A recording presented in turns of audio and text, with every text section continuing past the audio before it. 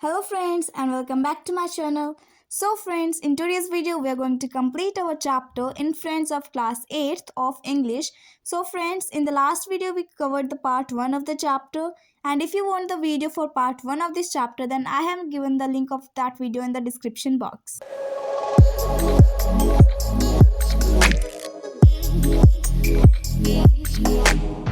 So friends, इस video में हमें शुरू करना है यहाँ से। उससे पहले कि हम यहाँ से शुरू करें, हम छोटा सा रिव्यू ले लेते हैं कि अभी तक हमने इस चैप्टर में, इन्फ्लुएंजा चैप्टर में क्या क्या पढ़ा है। सबसे पहले हमने यही पढ़ा कि इन्फ्लुएंजा वायरस होता क्या है, उसके बाद में ये कैसे जो है इन्फ्लुएंजा वायरस का जन्म हुआ था, किस तरीके से ये दूसरी जो यूरोपियन कंट्रीज़ है उसमें सबसे पहले फैला था, और फ्रेंच फ्लू और स्पेनिश फ्लू इसे क्यों कहते हैं। उसके बाद में इसके क्या क्या सिम्टम्स रहे थे लोगों के ऊपर जब किसी को इन्फ्लुएंजा वायरस हो जाता है, तो उसको क्या क्या चीज़ से सफ़र करना पड़ता है। उसके बाद में हमने जर्मन आर्मी के बारे में पढ़ा कि जर्मन आर्मी का क्या हाल हो गया था इन्फ्लुएंजा की वजह से, और ब्रिटेन में कैसे जो ब्रिटेन के लोगों को सफ़र करना पड़ा था इन्फ्लुएंजा की वजह से।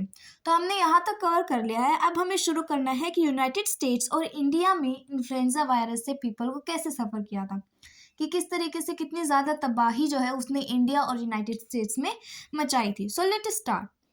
The US was also severally affected by the virus. तो बाकी कंट्रीज़ की तरह यूएस जो है, यूनाइटेड स्टेट्स जो है, उसे भी बहुत ज़्यादा सफ़र करना पड़ा था इन्फ्लुएंजा वायरस की वजह से। By September a particularly nasty strain swept across the country. Almost 500,000 Americans died of the disease by early December 1918। तो जैसे बाकी कंट्रीज़ में इसने तबाही मचाई थी, उसी तरीके से यूएस में भी इसने बहुत ही बुरी तरीके से लोगों को मारा था।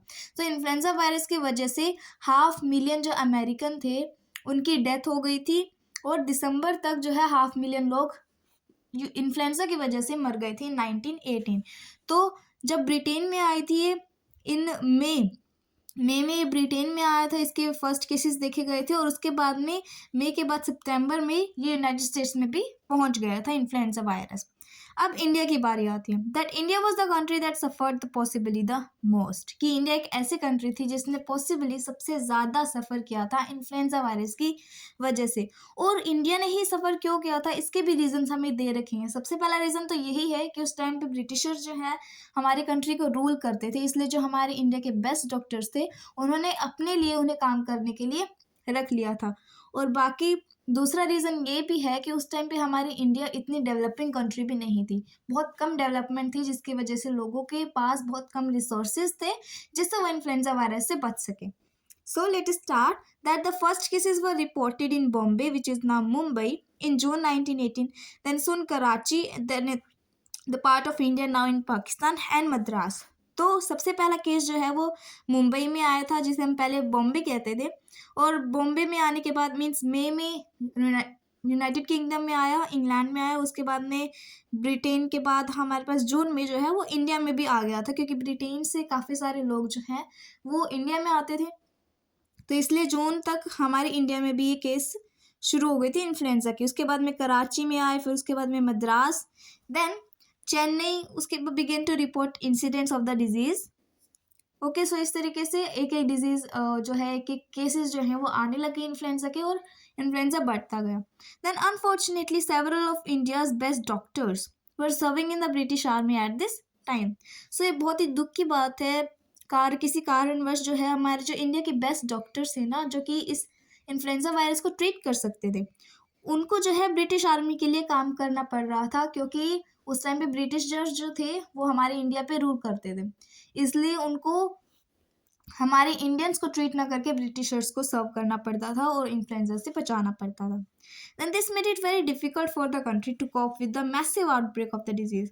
तो इसके कारण, इन्फ्लुएंजा वायरस के कारण और डॉक्टर्स ना होने के कारण, इंडियंस के लिए और भी ज़्यादा मुश्किल हो गया कि वो उस डिजीज़ का सामना कर सके।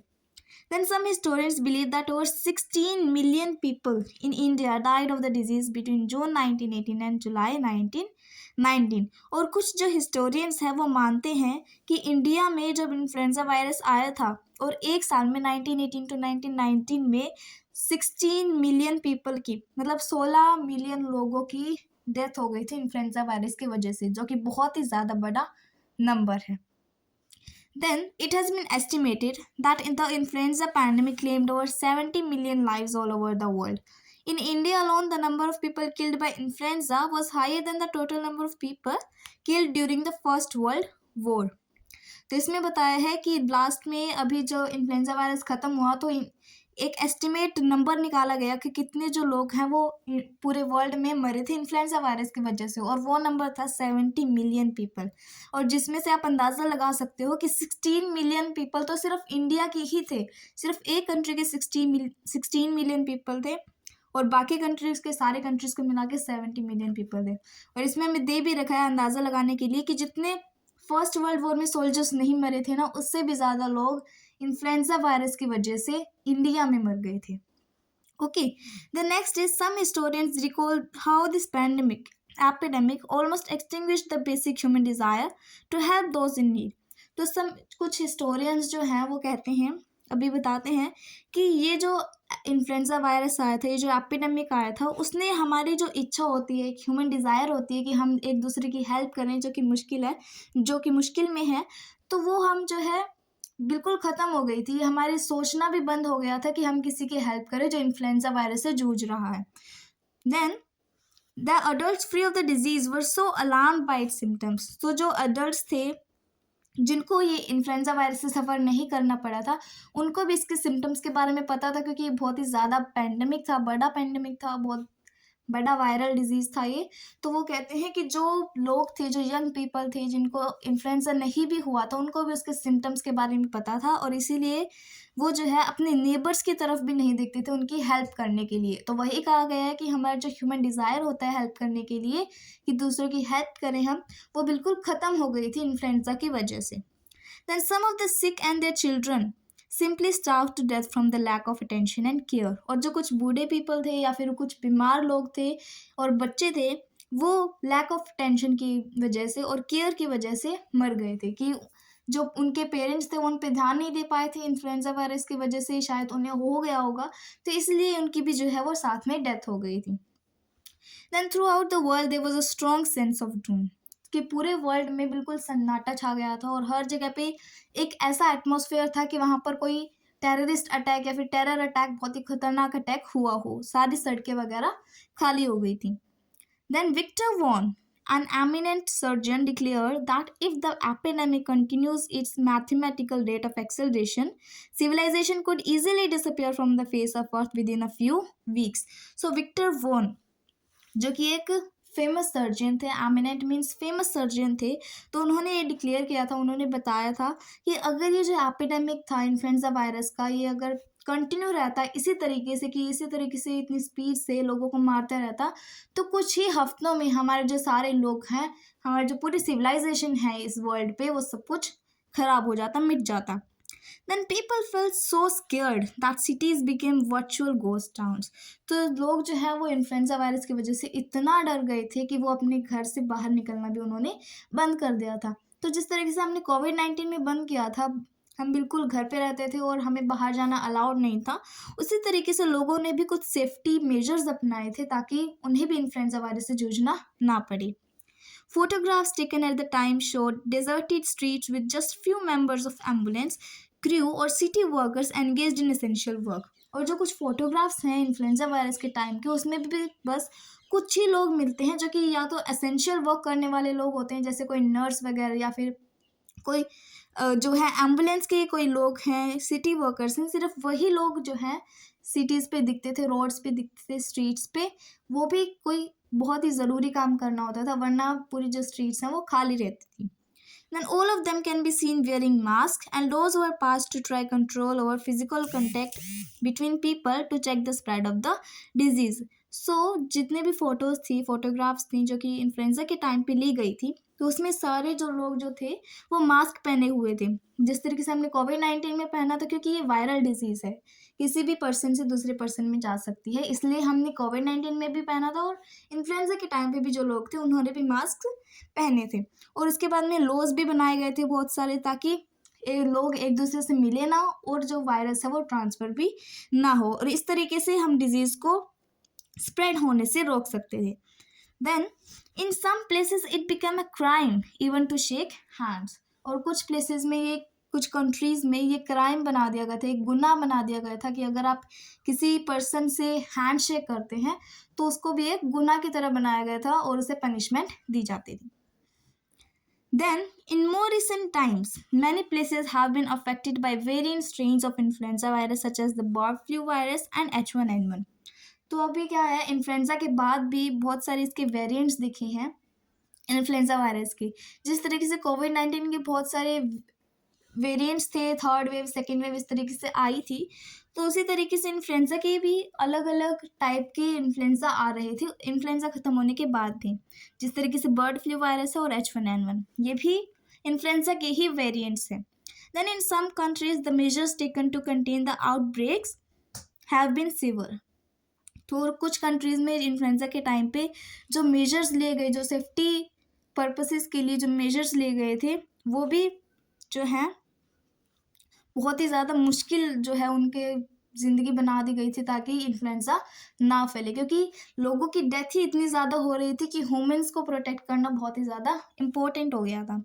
Then people have been prevented from traveling. Children and teachers entering the school had to have their temperatures taken. Bottle of sterilizing hand wash have been made freely available and mandatory to use in public buildings.